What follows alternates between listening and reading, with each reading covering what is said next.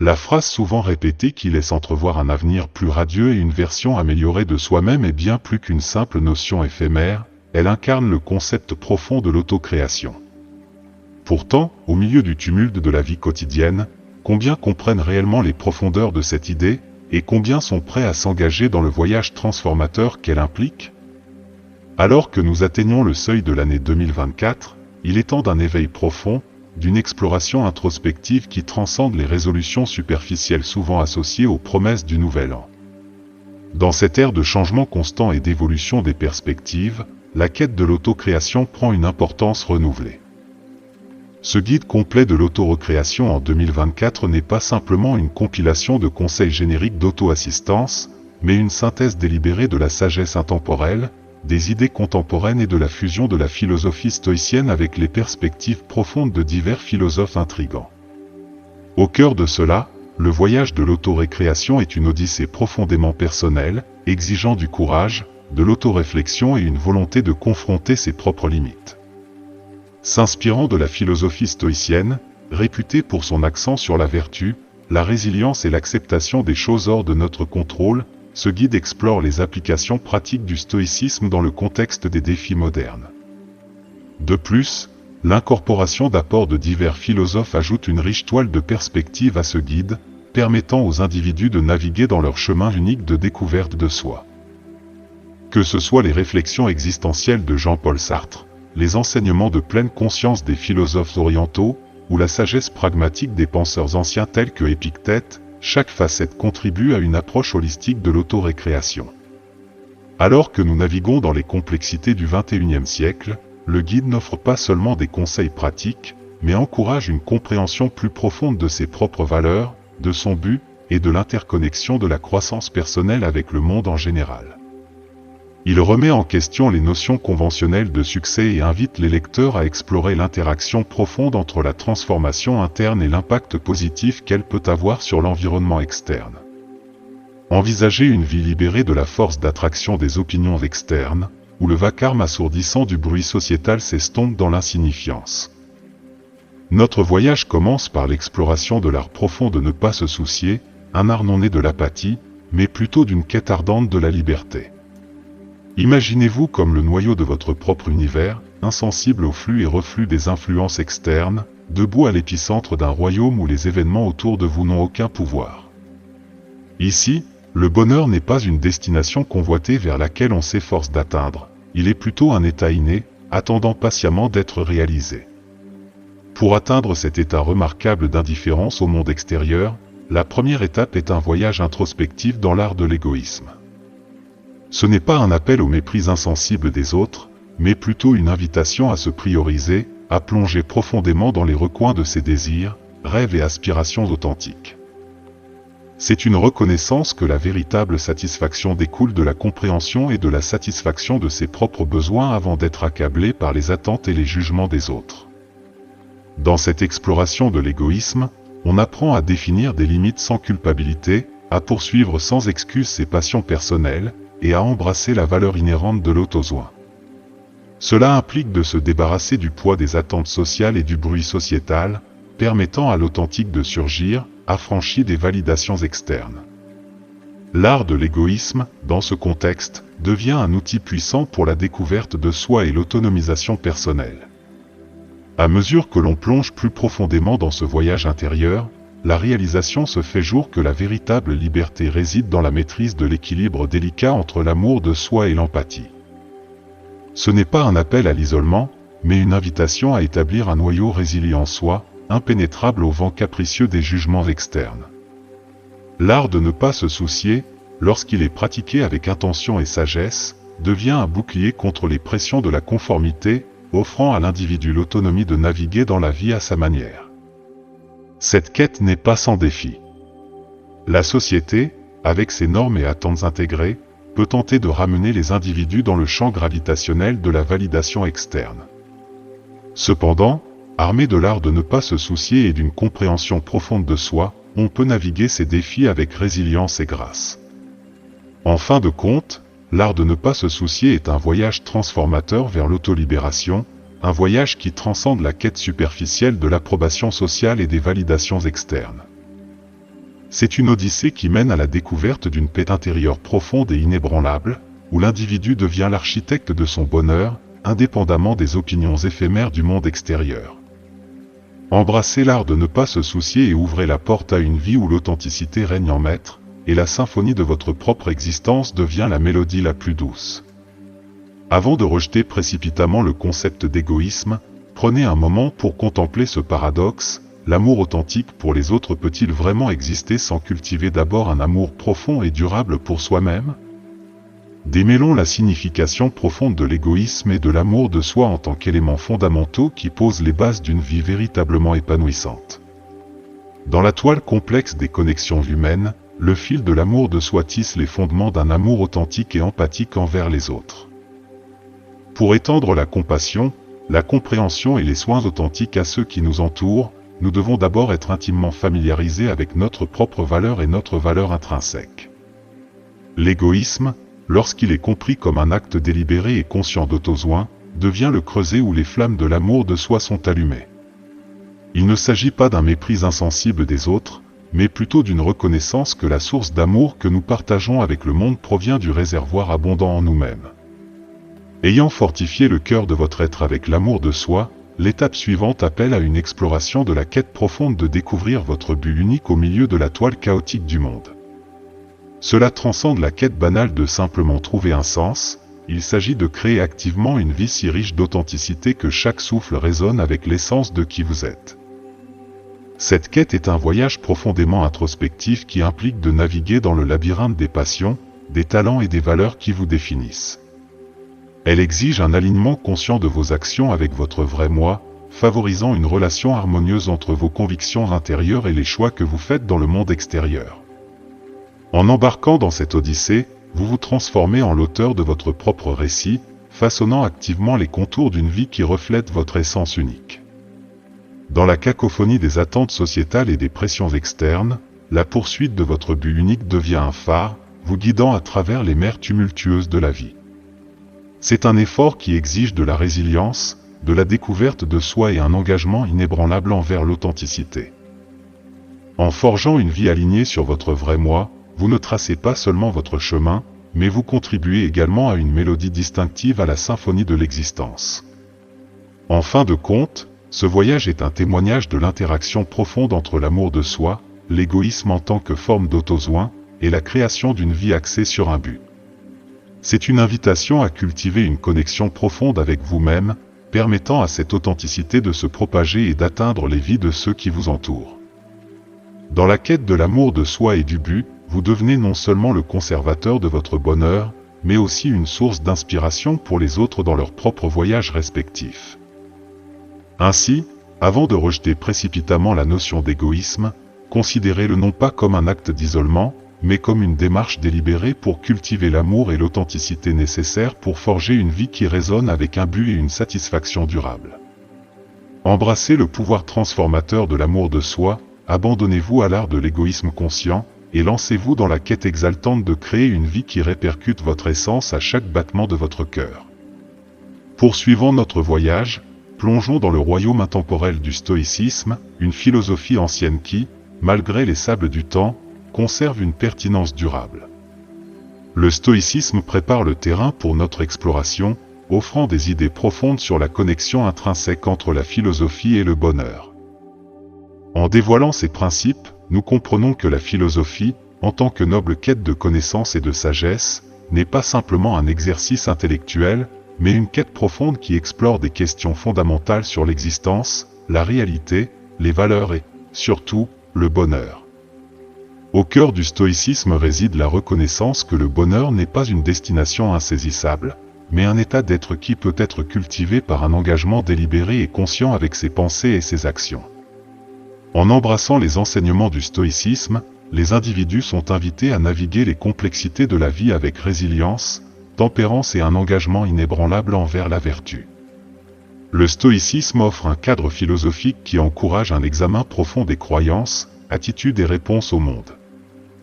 Il soutient que le véritable bonheur ne dépend pas des circonstances externes, mais est un état interne gouverné par la perspective et les réactions de chacun. Grâce à la cultivation de la sagesse, du courage, de la justice et de la maîtrise de soi, les vertus cardinales du stoïcisme, on peut tracer un chemin vers une existence plus sereine et épanouissante. De plus, le stoïcisme invite les individus à faire face à l'impermanence de la vie et à l'inévitabilité des défis avec un calme stoïque. En reconnaissant la nature transitoire des événements externes, le stoïcisme donne aux individus le pouvoir de se concentrer sur ce qui est en leur contrôle, leurs pensées, actions et réponses, plutôt que d'être ballottés par les vents imprévisibles du destin. Alors que nous nous lançons dans ce voyage philosophique, nous découvrons que le stoïcisme n'est pas une prescription rigide, mais un guide flexible qui s'adapte aux nuances de la vie moderne. Ces enseignements résonnent avec la quête contemporaine de la pleine conscience, de la résilience et d'une compréhension plus profonde de soi. En entrelaçant la sagesse du stoïcisme avec notre exploration de l'amour de soi, de l'égoïsme en tant que forme d'autosoin, et de la poursuite d'une vie axée sur un but, nous forgeons une approche holistique du bien-être qui englobe les dimensions internes et externes de notre existence. Dans la grande toile de notre voyage, le stoïcisme émerge comme une boussole guidant vers une compréhension profonde de l'interaction entre la philosophie et le bonheur.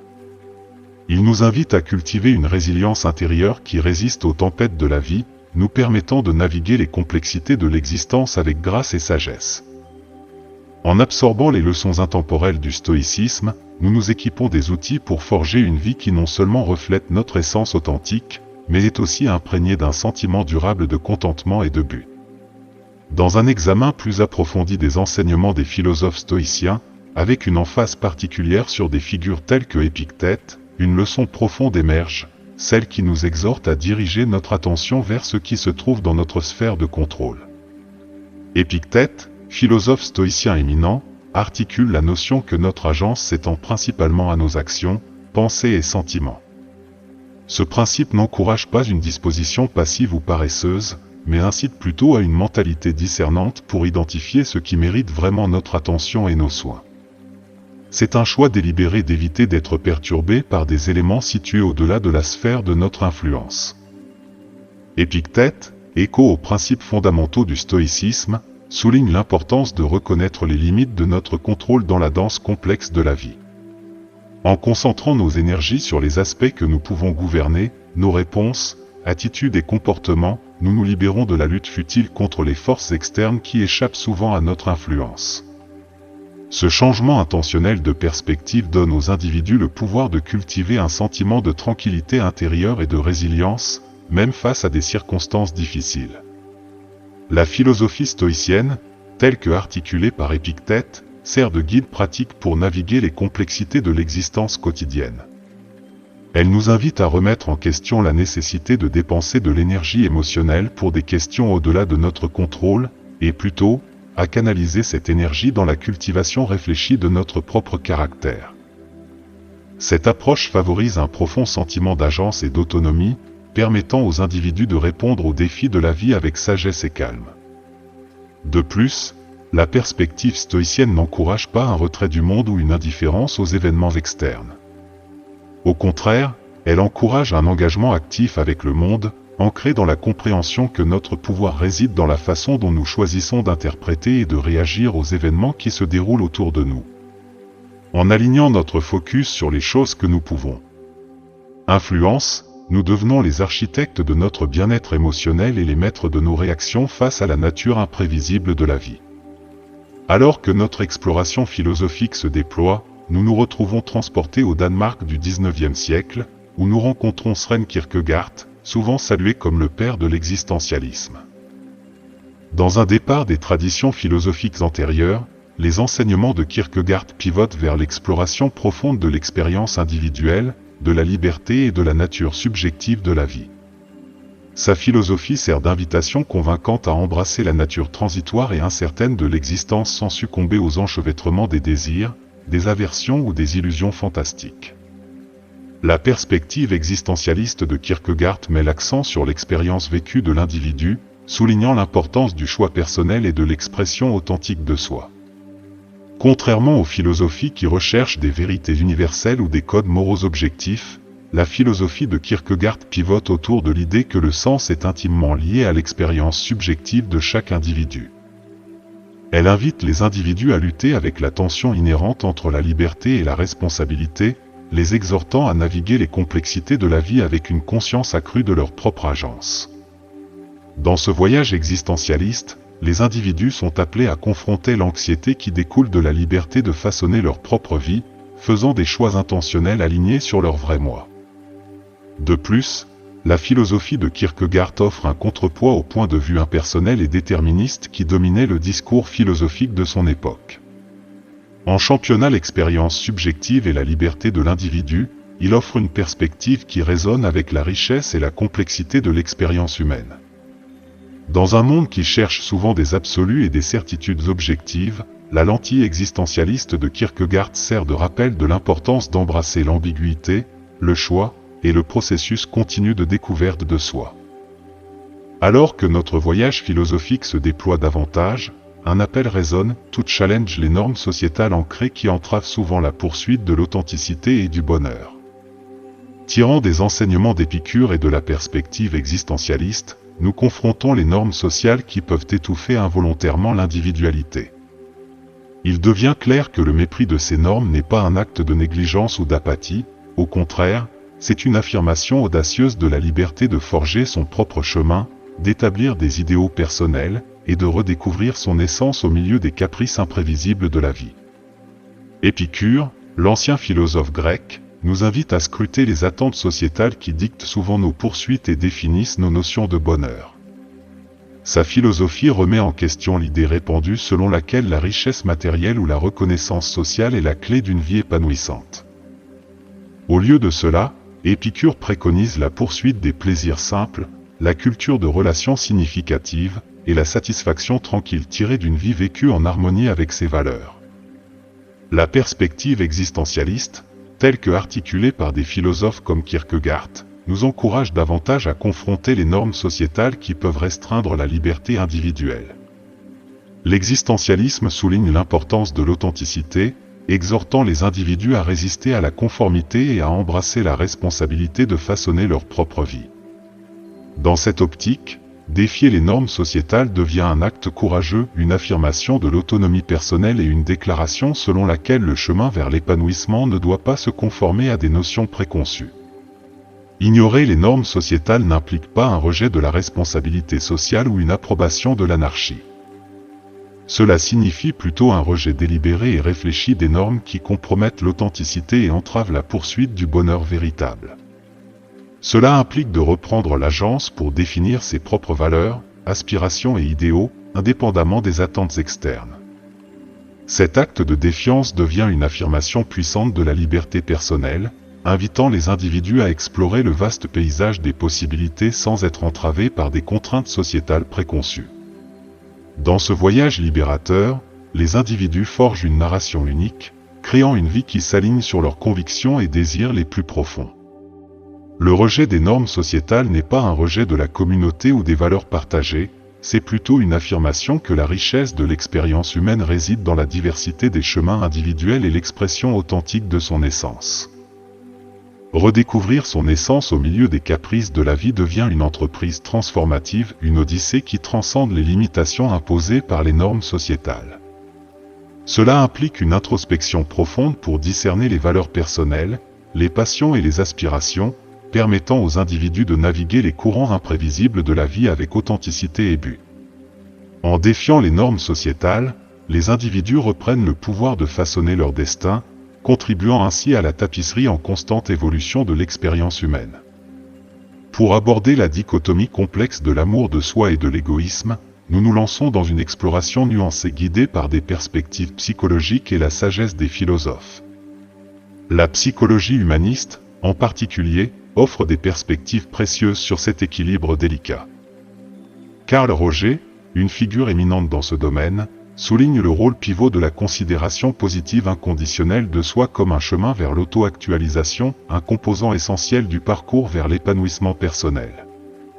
Rogers soutient que cultiver une considération positive authentique et inconditionnelle de soi implique d'embrasser ses forces et faiblesses sans jugement.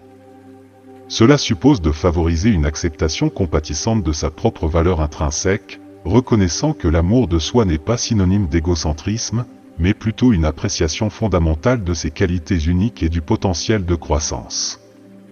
Dans la poursuite de l'auto-actualisation, Roger souligne l'importance de nourrir une relation positive avec soi-même, car elle jette les bases d'un développement personnel significatif.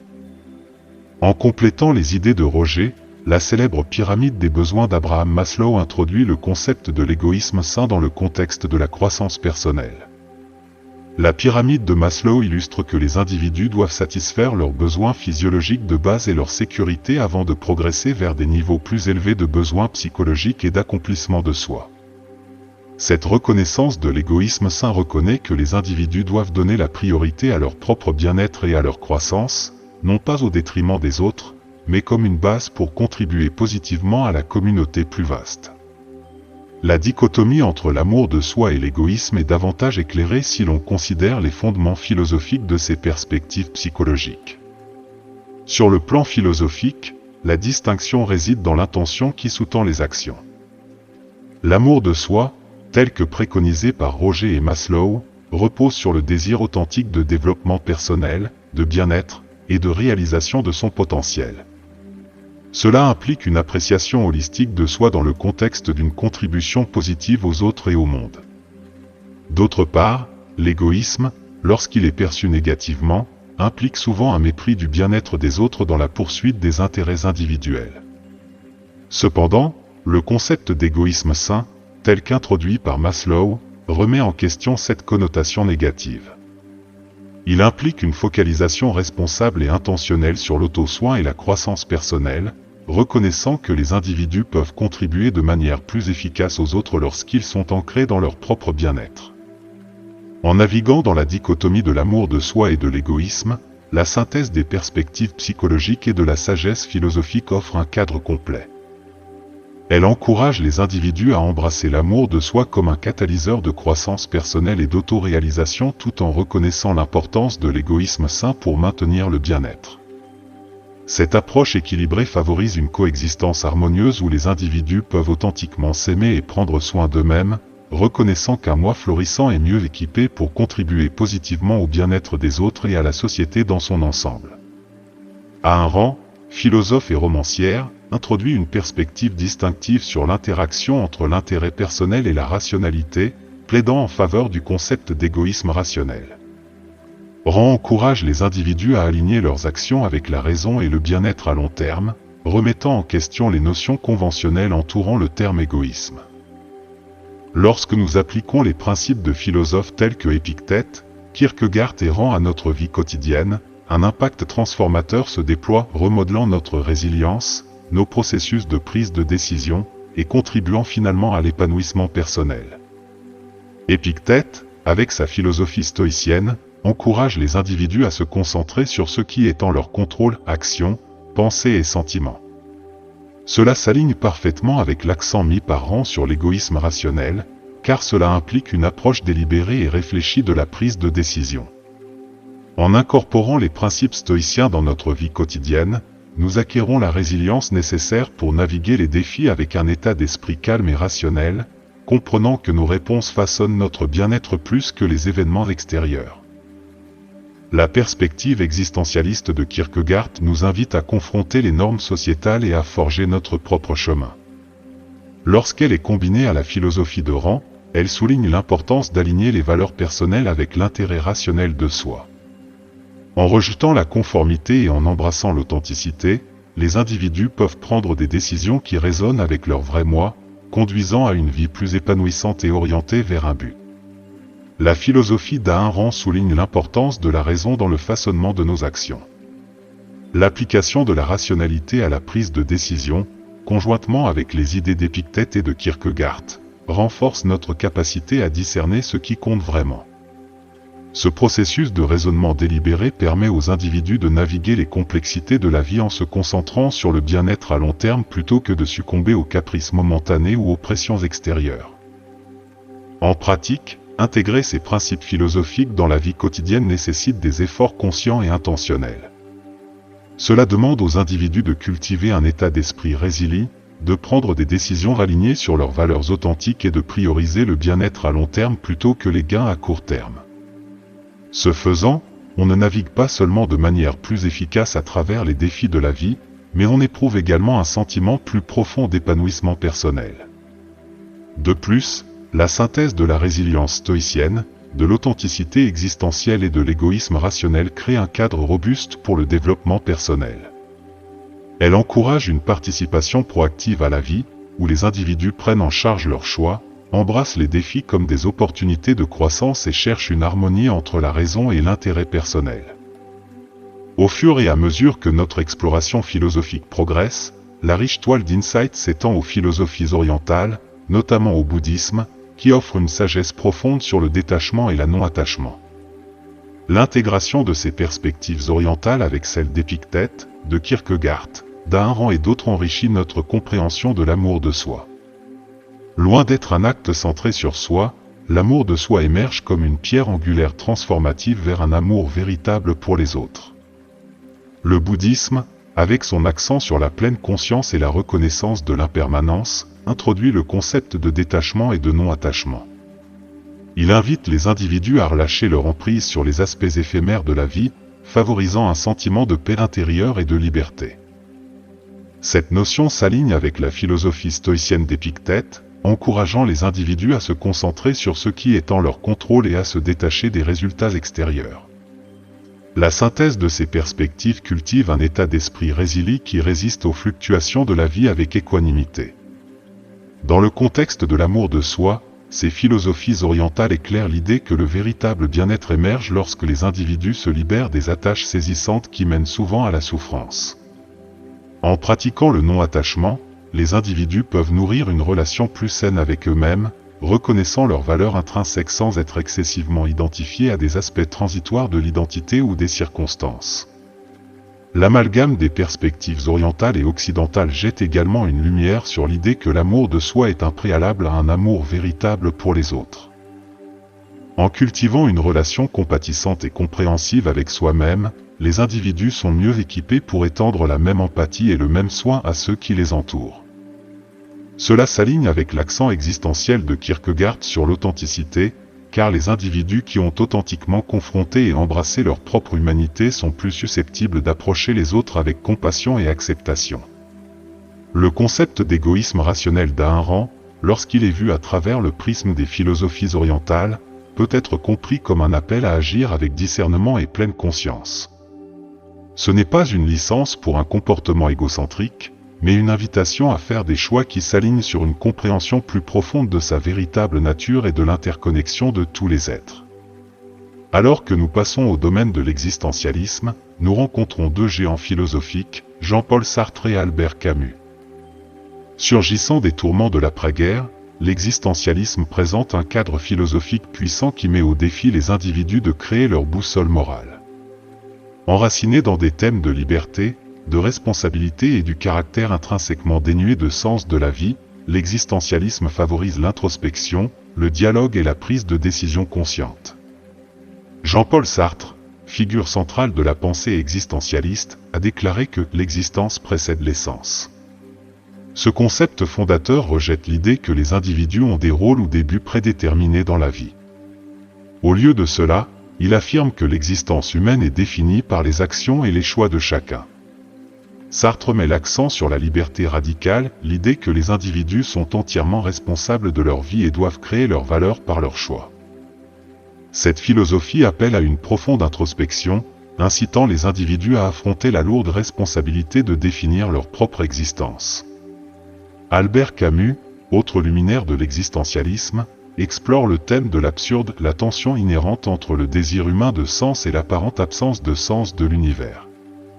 Dans des œuvres comme L'étranger et le mythe de Sisyphe, Camus invite les individus à confronter l'absurdité de la vie et à prendre la décision consciente de se rebeller contre le non-sens en créant leur propre valeur. Cette rébellion n'est pas une lutte futile contre un univers indifférent, mais une assertion courageuse de la liberté personnelle et de la responsabilité. L'existentialisme, né des cendres de la guerre et du désenchantement, défie les individus de s'engager dans une prise de décision consciente et de prendre possession de leur vie. Il rejette la passivité et encourage une existence active, engagée où les individus confrontent les complexités de l'existence humaine avec authenticité et courage. L'impératif existentialiste de créer sa propre boussole morale n'est pas une invitation au nihilisme ou au désespoir, mais une reconnaissance émancipatrice du potentiel d'action significative face aux incertitudes inhérentes de la vie. Dans le domaine de l'existentialisme, le dialogue joue un rôle crucial.